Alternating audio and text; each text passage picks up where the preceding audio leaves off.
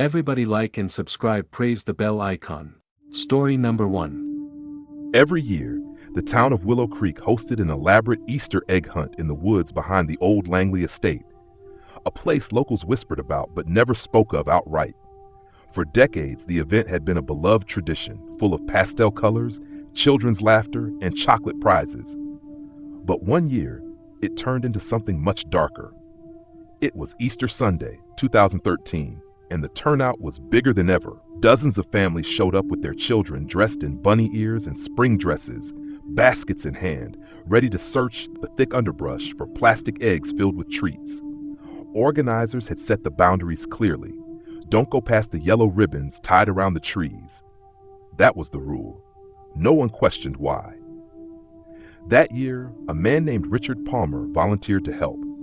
He had only moved to Willow Creek a few months before, taking up residence in the caretaker's cottage near the Langley estate.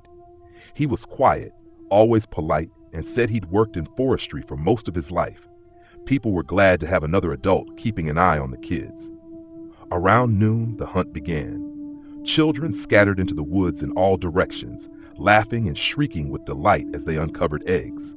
But about 15 minutes in, a little girl named Megan went missing. At first, no one panicked. Kids wandered off all the time. Her mother called her name. A few volunteers searched nearby, assuming Megan had followed a group deeper into the trees. But she wasn't with the others, and she wasn't answering. When they realized she'd crossed the yellow ribbon boundary, the mood shifted. Parents started calling the sheriff. Volunteers searched frantically, pushing past the trees into the thick, shadowed part of the woods, toward the Langley ruins. The Langley estate had burned down in the 60s after a tragic accident killed the last of the family. Or at least, that's what people said. The land had been left untouched since. They found Megan's basket about 100 yards past the ribbons, lying in the dirt beside a single egg. It wasn't one of the plastic ones from the hunt. It was real, brown speckled, and cracked open. Inside was something that looked like wet hair and teeth. That's when they called off the search and brought in dogs. But even the dogs refused to go near the ruins. They barked and howled at something in the trees, tails tucked, eyes wide with something close to fear. After that, parents started dragging their kids away, and the woods emptied fast. The next day, Richard Palmer was gone. He hadn't shown up at the event with anyone, hadn't spoken much to anyone except to say he'd be happy to bring the old tradition back. No one had thought twice about it. They assumed he meant the egg hunt. Police searched the cottage and found a basement that hadn't appeared on the original floor plan. It was dug out by hand, dirt walls still damp and crumbling. There were cages, chains, bones, some old, some very fresh. And on the far wall, in faded red paint, were the words, "The egg must be fed." They never found Megan's body. Over the years, others went missing, one or two always around Easter. Eventually, the hunt was canceled, and the Langley woods were fenced off. But every April, residents of Willow Creek still find strange eggs on their porches, real ones, cracked open, lined with hair, teeth, and scraps of chewed fabric. No one talks about it anymore, but they all remember, and they all stay indoors on Easter Sunday. Story number 2. In 1998, in the quiet farming town of Elmridge, Ohio, the Sanders family hosted their annual Easter dinner. It was a big event. Extended family, neighbors, friends, everyone looked forward to it. The Sanders had a sprawling property with open fields, an old barn, and a giant oak tree where the kids played. Every year, they did an Easter egg scavenger hunt that led the kids across the property to a golden egg, which held a special prize. That year, the Sanders' youngest son, 6-year-old Eli, was in charge of hiding the golden egg. His parents let him pick the hiding spot to make it fun. Eli picked the old storm shelter at the far end of the property, a rusted hatch half covered by weeds that hadn't been opened in years. He said he liked it because it was quiet down there and because the rabbit told him it was a good spot. At first, everyone thought he meant the Easter bunny. He had been talking about the rabbit for weeks, said it came to his window at night, said it scratched at the glass, asked him to come outside and play. His parents figured it was just a kid's imagination. The egg hunt started that afternoon. Kids tore across the yard, baskets swinging, shouting clues and laughing. But when it came time to find the golden egg, things got strange. One by one, the kids who got close to the storm shelter stopped playing. They stood still, staring at the hatch. One little girl dropped her basket and started to cry. Another boy ran back to his mom, shaking. None of them would say what they saw. When Eli was asked where he hid the egg, he pointed directly at the shelter and said, "He's still hungry." Confused, his dad walked over to the hatch and pulled it open. The metal groaned. A foul, wet smell rose from below. Inside, it was pitch black. At first, it just looked like a dirt hole. But then they saw something move. It was white. Not bright white, grayish, mottled. Fur. But not like any animal fur. It was patchy, wet in places. Long ears drooped from a head too large, with eyes like two pits of coal sunk deep into its face. It was crouched low, thin limbs bent in impossible ways, long fingers clawing at the dirt floor, and it smiled. It had the golden egg in its hands. The hatch slammed shut on its own. They say the metal dented inward, like something hit it hard from below. Eli screamed. Then he laughed. When his mother grabbed him, he whispered in her ear, "He says thank you for the snack." They called the police. When the hatch was opened again later that night, the storm shelter was empty. No creature, no egg. But they found something else. A nest. A massive one, made of sticks, cloth, and bones. Some were animal, some weren't. Eli was never the same after that. He stopped talking, wouldn't eat, wouldn't sleep through the night. Eventually, the Sanders sent him to a psychiatric facility in Cleveland, where he still resides, rarely speaking, always sketching the same figure, a long-limbed rabbit with a mouth too wide and eyes too deep. Locals now call it the hollow hare. Some say it's a spirit, some say it's older, something pagan, something that predates Easter entirely. And every few years, around Easter, pets go missing. Children whisper about scratching at the window, and somewhere in the dark corners of Elmridge, another golden egg waits to be found. Story number 3. In 2006, a church in a small North Carolina town held its annual Easter sunrise service. It was one of the oldest churches in the state, built in 1821 with crooked pews, warped wooden floors, and a bell tower that hadn't rung in decades. Every year, they gathered before dawn, sang hymns as the sun came up, then shared a potluck breakfast in the fellowship hall. That year, the pastor introduced a new tradition, a reenactment of the resurrection. They had a small play set up outside, with a makeshift tomb built into the hill behind the church. A volunteer would play Jesus, lying inside the tomb until the moment came for him to rise. It was meant to be symbolic, powerful, memorable. The man who volunteered was named Daniel Whitmer. Mid-30s, soft-spoken, with a kind face. He had moved to town a few months earlier and had quickly become a fixture at the church. He lived alone, worked part-time at the hardware store, and never missed a service. The night before Easter, Daniel arrived early to get into costume. A simple white robe and a crown of woven reeds. He told the pastor he'd spend the night in the tomb to make it more authentic. They laughed, thinking it was dedication. The tomb was just plywood and stone, more of a prop than anything, but Daniel insisted. At sunrise, the congregation gathered, singing hymns as they waited for the moment. The sun crept up, casting golden light across the dewy grass. The children sat at the front, eyes fixed on the tomb. Nothing happened. After a few awkward minutes, the pastor motioned to one of the deacons to check on Daniel. The man walked toward the tomb and knocked gently on the plywood. No response. He pushed the stone aside and looked inside. What he saw made him scream. Daniel was still there, but he wasn't whole. He was curled in the corner, as if he'd been trying to crawl out but never made it. His eyes were missing. His mouth had been sewn shut with what looked like fishing line. His skin was covered in deep scratches, as if he'd been clawing at something in the dark. And on the wall, carved into the wood, were the words, "He is not here. He is risen. I am what remains." The police were called. The reenactment was immediately shut down. An investigation followed, but there were no fingerprints, no signs of forced entry. Daniel hadn't left the tomb. Whatever happened to him happened from the inside. The autopsy couldn't determine a clear cause of death. No drugs, no wounds that would have killed him. Just trauma, massive emotional and psychological trauma.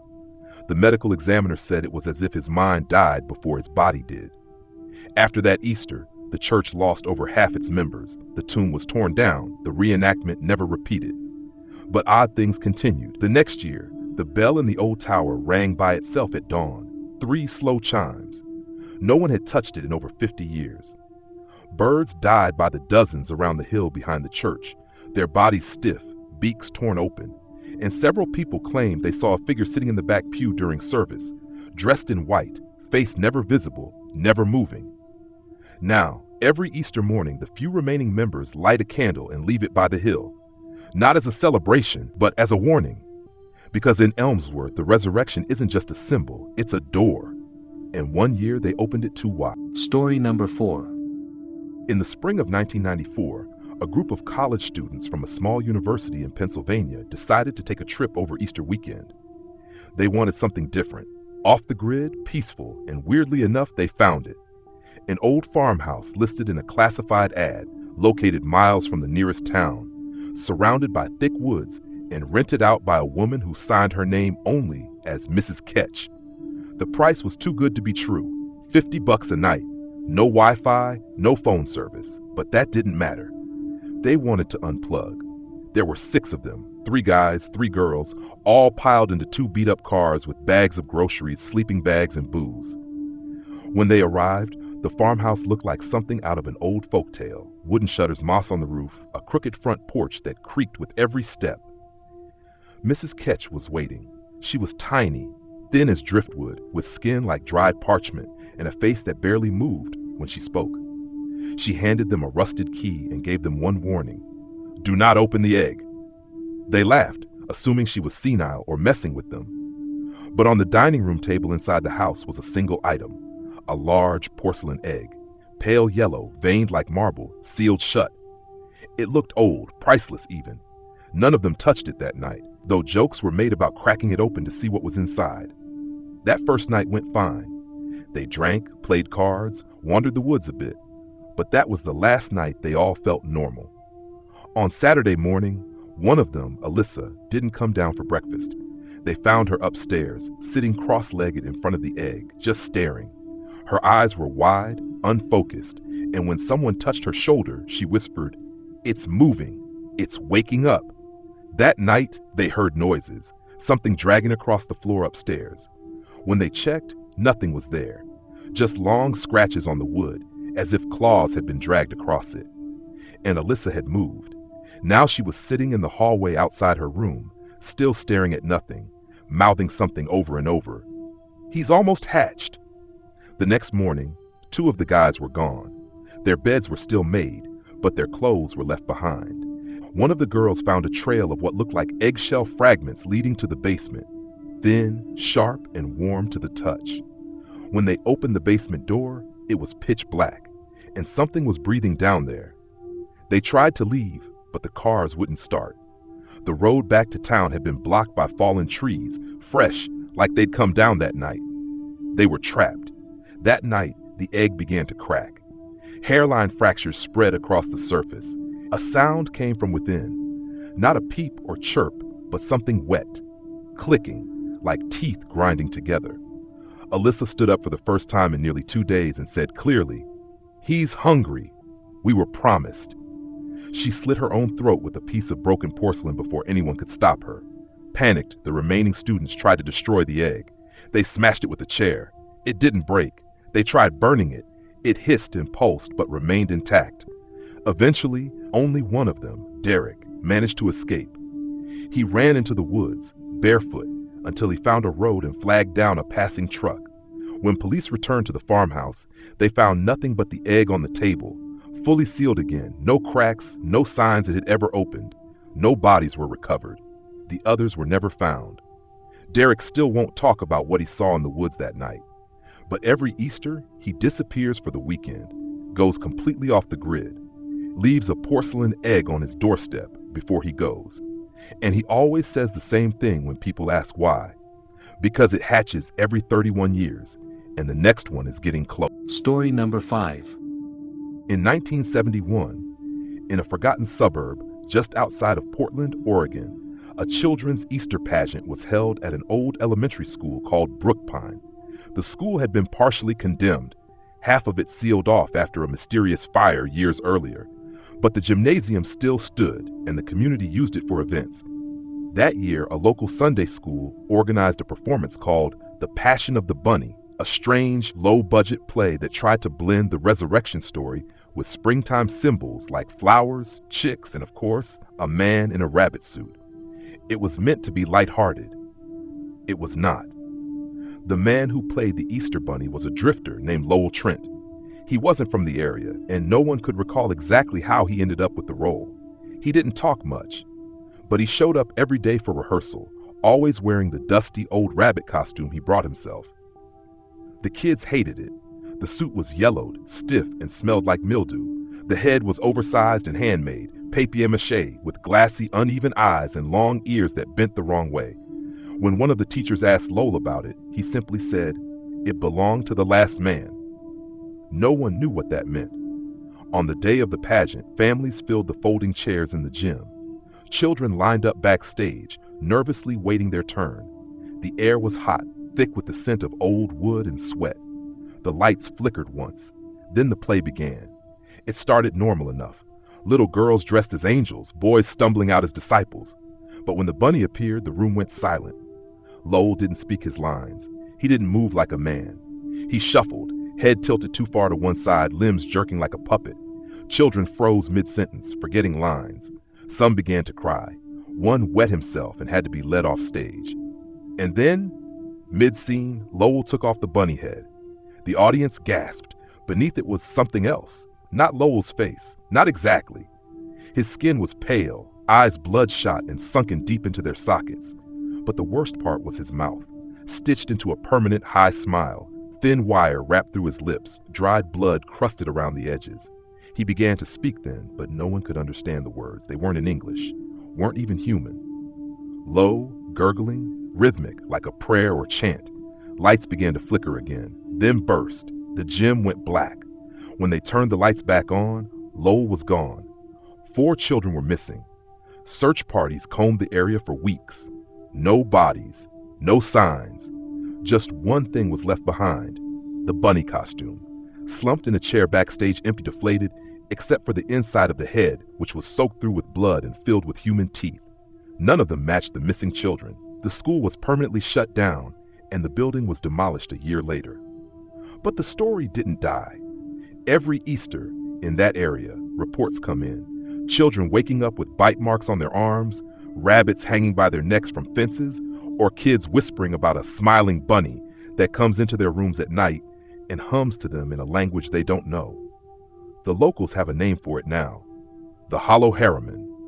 And if you ever find a bunny costume in your attic, especially one that smells like mildew and wire, don't put it on, because once you wear the head, he wears your body. Story number 6. In 1987, in a remote part of West Virginia, a foster family named the Hargraves took in a quiet 10-year-old girl named Lily just before Easter. She had been bounced from home to home, mostly rural placements that ended abruptly. No major red flags in her file, just notes about her being unsettling and prone to long silences. But the Hargraves were kind people, used to troubled kids, and welcomed her into their old farmhouse, nestled between thick woods and broken-down farmland. Lily didn't talk much, but she followed rules, ate quietly, and slept through the night. At least, that's what they thought. Mrs. Hargrave first noticed something strange on Good Friday. All of their chickens were dead, lined up perfectly in a spiral behind the barn, each with its neck snapped. At the center of the spiral was an egg, not from their hens. This one was much larger, a pale, pulsing gray with a thin crack running down the middle.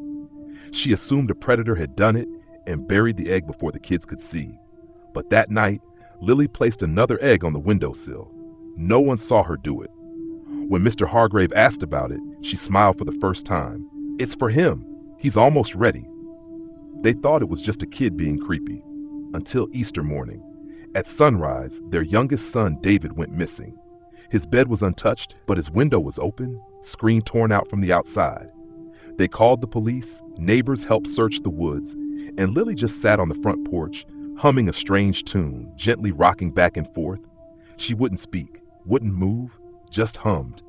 That afternoon, they found something buried shallow behind the barn, an enormous egg, just like the one from Friday. But this one was warm, and it moved. Authorities ordered it destroyed. The Hargraves begged them to dig deeper around it first. When they did, they found dozens more, all buried in a nest-like pit, all vibrating softly. Some had hair stuck to the shells. One had an ear embedded in the side.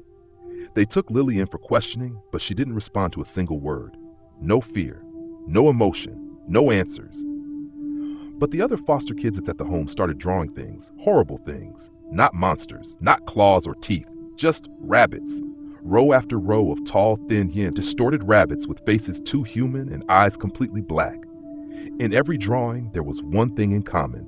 The rabbits were hatching from eggs. One of the girls finally spoke. Lily said he comes back every 7 Easters, and this time he needed a family. David was never found. None of the eggs could be destroyed. They exploded when struck, covering anyone nearby in a hot tar-like fluid that burned skin and attracted swarms of insects. Eventually, the pit was sealed and covered with concrete by state officials, the area quietly blocked off and labeled as a failed agricultural site. Lily was placed into psychiatric care. She hasn't spoken a word since, but every Easter her heartbeat spikes, her fingers twitch like they're digging, and her lips form the words silently, again and again.